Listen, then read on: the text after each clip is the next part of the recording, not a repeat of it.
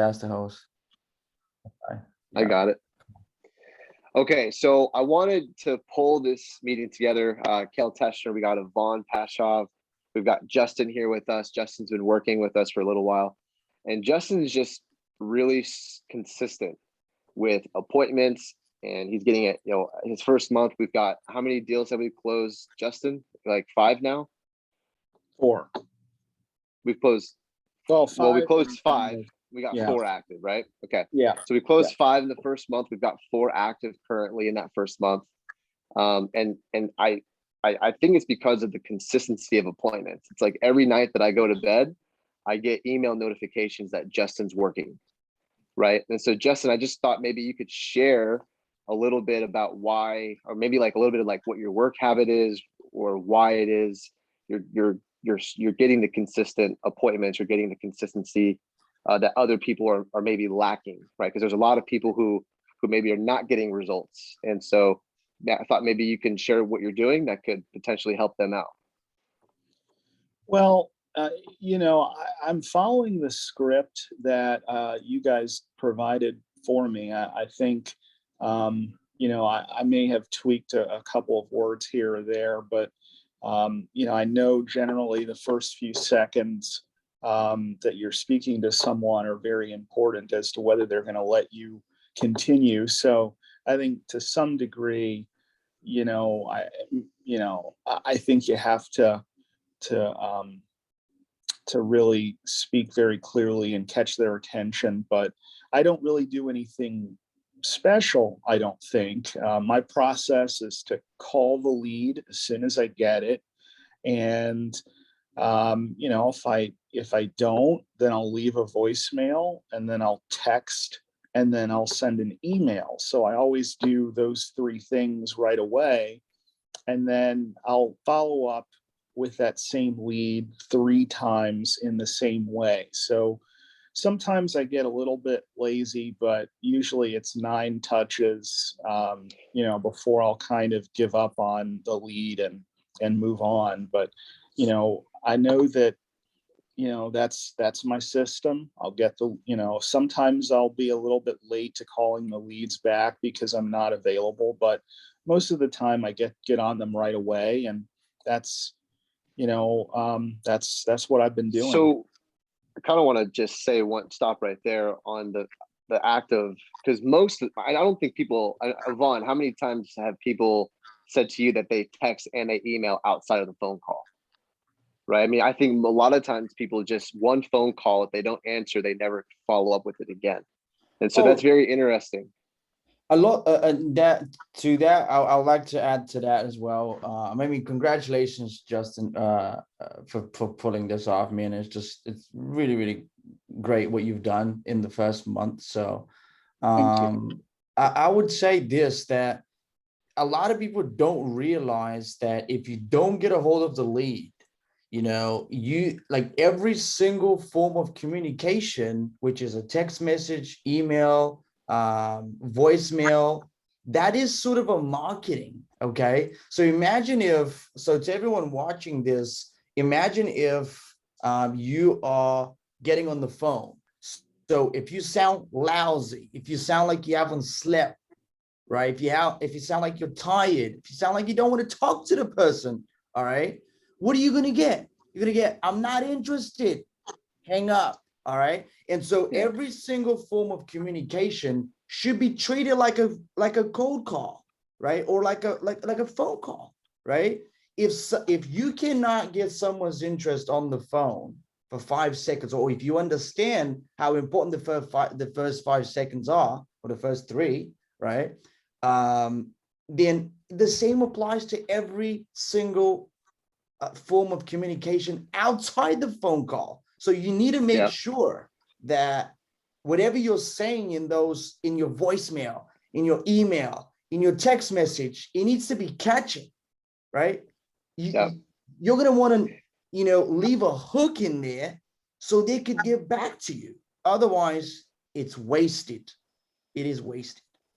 Yeah, absolutely. Yeah, I think the idea. So Justin, where did you? I mean, because maybe you should share a little bit about your background so everybody kind of knows I mean, did you pick this approach of the email texting, going above and beyond from your previous career? Is it something like where does that come from? It's something that you learned recently? Like, yeah, kind of fill everybody up to speed and where you kind of, because again, most people watching this are not doing that. They're calling one time and they never call again. So maybe share a little bit as to where you learned that, why you think it's important, and why you carried it into this.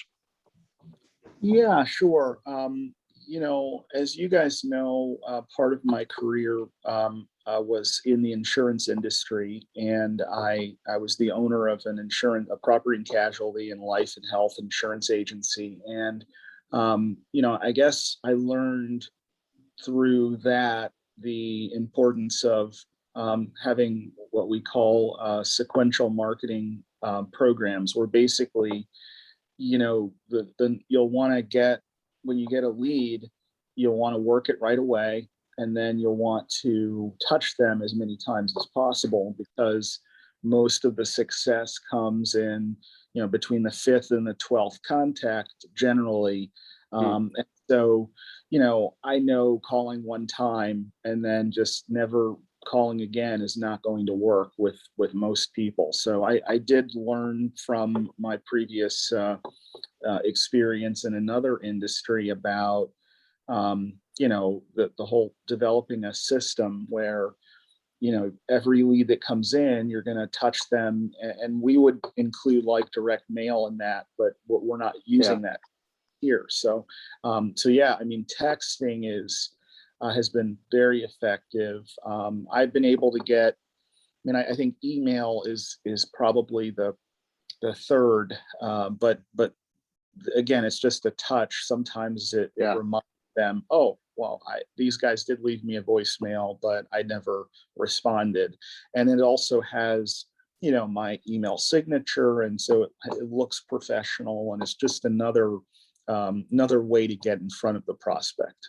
And I will say that the emails that Justin sends out, they do look a step above. He took the extra steps to put his logo, all the right branding in there. So just taking those extra steps, which aren't always necessary, but as you can see, it's worked out really well in this situation. So what I would say, I don't want to interrupt, bro. Just hold there your thought, but I just literally had a thought right there. So a lot of people think, whoa, that doesn't make a difference, or that doesn't make a difference, or that's too little, man. It's the signature that Justin is doing is just too little. That's not what you should worry about. And I was talking to my team about this today, and I'm like for us, it was like, distributing content into multiple platforms. So, and I'll tell you how this applies to obviously what we're doing now, is it doesn't matter that Justin's done this, but what does matter is this. You are, when you're doing this, in the act of doing this, every single little, piece that you do and go above and beyond is like a drop in the bucket. It's like a drop in the bucket. Yep. And it fills up the bucket. All right. And that's what a lot of people don't understand. They don't seem to get it. They just don't seem to get it. It's a drop in the bucket. The fact that, Justin went above and beyond to make sure his signature looks good, that's a drop in the bucket. That's not going to close him a sale, but it's going to get him that much forward, right? And that much closer to getting him to a closed deal. So, yeah, I do believe in that. So Justin, transitioning from that insurance business coming into solar, you knew nothing, or maybe you did know some things, but would you say you were pretty new to the industry, brand new, didn't really know too much when you first absolutely. Absolutely. So that transition from insurance to solar, how has that transition been for you, and what are some of the big takeaways that you can say you've collected over the last 30 days? Well, that's a great question. I mean, I think the biggest thing that I've had to adapt to is a longer sales cycle. I think it's a little bit closer sometimes to the life and health sales than the property and casualty, which is kind of like auto and home and those kinds of policies. So, you don't always get a an answer right away. But one of the interesting things that I've noticed in solar is that for the most part, people are really curious about solar, and they want to know what's out there. They want to know what their options are. And so they're a lot more receptive because of the novelty of what we're offering, and the incentives that are out there. So I do Mhm. think that, you get a lot better reception. You still have people that are not necessarily, um, you know, um, they're busy, but at the end of the day, they don't have the information and knowledge about the topic, and they know that you do.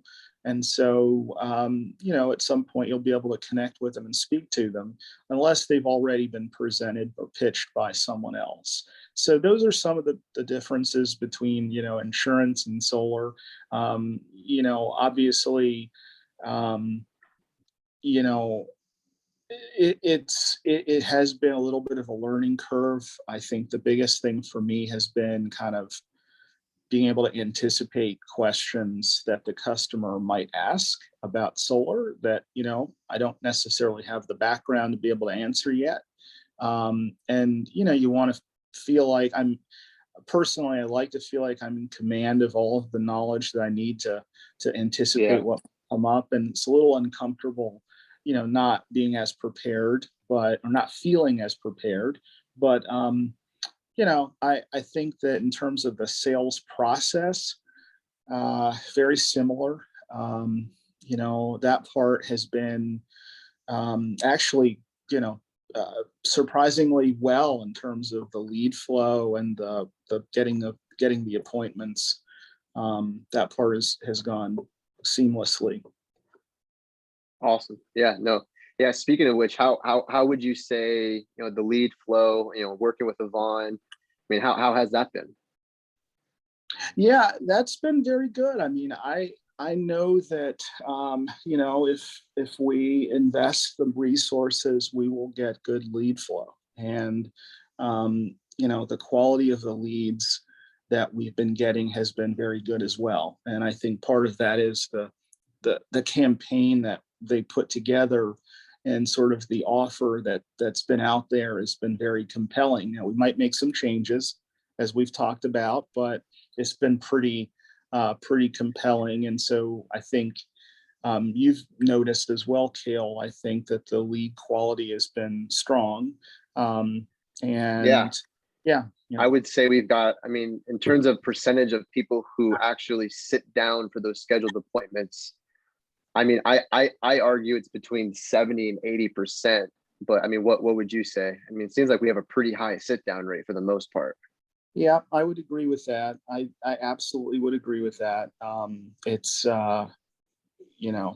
that part has worked really well. Yeah. And it's And these are phone calls. We don't even get on Zoom, do we? You just three-way me.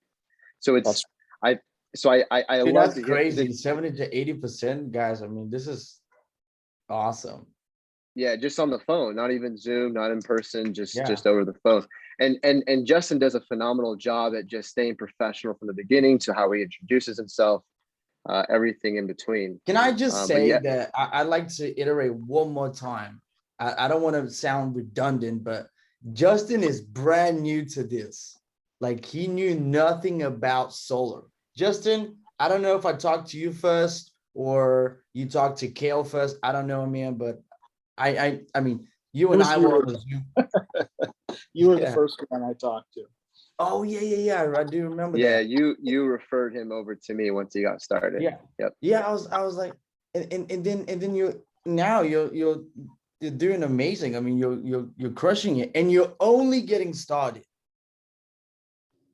There's Yeah. people. I mean, Justin, I don't know if you realize this, but um, there's people that are seasoned, quote unquote, in the industry. They come with zero humility. All right, they say they can do this, they can do that. And then we send them the same leads. Okay. We don't cheat anyone of the quality. we give everyone pretty much the same quality. Why? Because I want to make sure that we continue to work with you as a client. And if I understand that if I give you bad quality leads, right? Or if we don't make the changes to get you good quality leads or decent quality leads, right? You're not going to get to sit down with anyone, and you're not going to close deals. And so it would make sense for you to continue running the campaign, right? So again, there's people that come to us with experience, right? That sometimes don't see the results that you're getting. So kudos to you, man. It's awesome. It's Oh, thank inspiring. you. Thank No, you. it is. It is. So how, Justin, how would you say you feel now that you got 30 days behind you? We've got 5 closed, 4 active. I believe a couple of them have paid out already on the front ends. How do you feel going into this next month? You know, whether it's still working, you know, as an individual on your own or still working. I mean, how do you feel? Just like your confidence or just your knowledge? Or I know you said you still need to learn some things, but just kind of going into the second month, like how do you feel for your own business and for your own results, your own success? Yeah, no, that's a great point. I mean, I think that evolves from day to day. Sometimes in sales, that's kind of how it works. But I'll just mhm. solar is like that. It's a roller coaster sometimes. But continue. Yeah. I mean, coming into this, obviously, the first question that you're wondering is this legitimate? Does this work? Are these guys, do they have integrity? Is this going to be a good investment of resources? And I think with respect to that question, very comfortable that it does work. It's not it is, it's not a scam.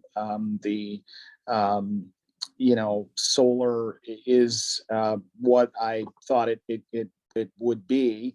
And the people that, you guys obviously have integrity. So all of those things are important. Now coming into it, I had one set of expectations based on just, I guess, my own imagination and my own goals. You guys, having done it, are telling me that I've done well. So that's good to hear. I think that I would like to, having watched some videos with you guys in the past, there's some people who've done extremely well that I watched, and I thought, well, I'd really like to hit those numbers. And the numbers that we've hit, I think, have been good. But just probably different from what I was expecting going in. I think also the sales conversation I've heard now many times from you, Cale. So I feel comfortable and confident about delivering that. I probably make some tweaks here and there to like things that you say and how I would say it. But I think so that part I actually do feel like I can do. I think the part that I'm still learning is kind of the end, like being able to generate the proposal, just the logistics of how you do that in the system. And then also the questions, like sometimes, as you know, these prospects will ask some kind of off the wall questions and use terms that I've never heard of. And I'm just afraid of how they will react to my saying, hey, I don't really know what you're talking about, but I'll get an answer to that question. And so those are the kinds of things that are kind of holding me back from kind of taking the next step. But that's kind of where I am. I'm very comfortable with, kind of going through the presentation and the program. I understand why you say what you say, and I'm comfortable with the lead generation process and the appointment setting. So that's kind of where I am at this. I love that. And so this is why I love what Justin said. He treats me, he treats all this like a picnic, right? He picks up what he likes and he doesn't take what he doesn't like. And that's what you should do. right? And like what Justin's saying, like there's some things that I would probably modify, as you should, right? This is all about giving you a foundation and giving you a skeleton so you can put your own meat on it Yep. and build your own body. So I love that Justin's so like steadfast in like finding what's going to be good for him and treating it like a picnic and working it so that way it's beneficial and it's successful versus just, oh, you know, I think people would just quickly come up with excuses as like, oh, I don't like what he said, so I'm just not, it's a way. No, like Justin's like, I don't know if I agree with that. I'd probably say it this way. And he's building his own foundation from something that was, you know, that's there. I love that. I love that. Yeah, I love it too. I mean, it's just spot on. That's what It's you're supposed to mindset. do. It's mindset. Yep, it is mindset for sure.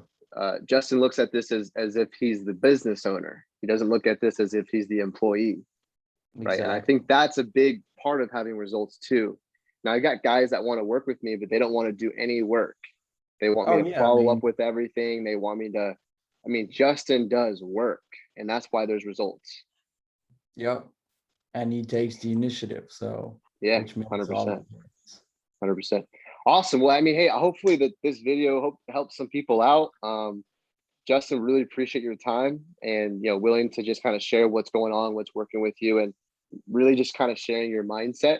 I think it's really refreshing to hear the way you speak and the way you communicate. I think it's going to connect and resonate with a lot of people out there who feel like they're afraid or scared, or like they're not knowledgeable or unable to take that step in a direction.